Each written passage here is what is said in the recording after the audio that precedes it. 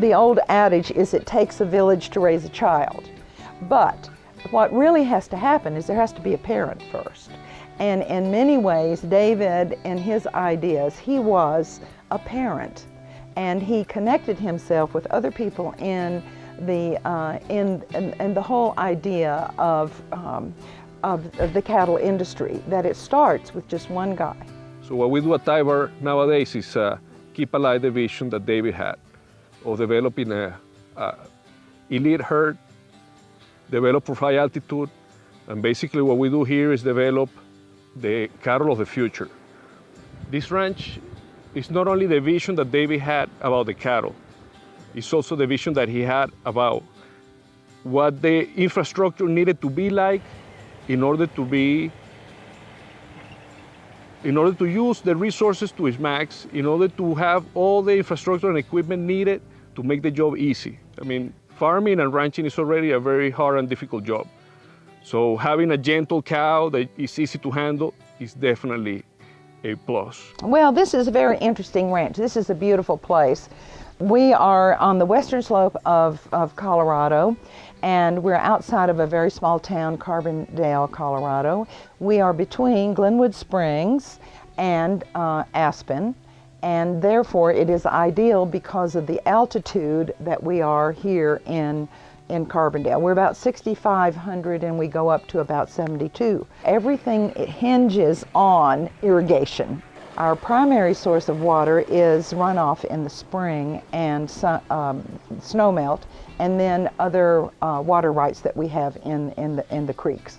And it's been very, very effective. In fact, David was nominated as Conservationist of the Year.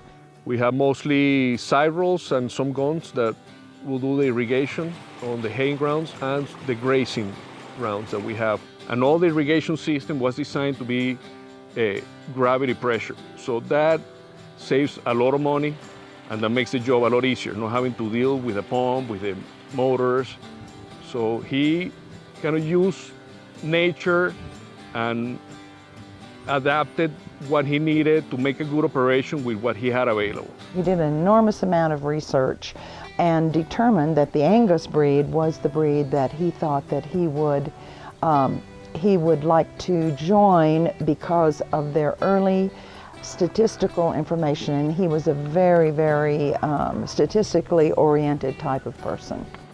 The difference in cattle production now and with David since I started coming up here is so much different, because at that point in time when I was growing up, it's how did they look? Well, with David doing all the genetics and the EPDs, I found out that there's a whole lot more to cattle operation and raising than just the looks of the cattle.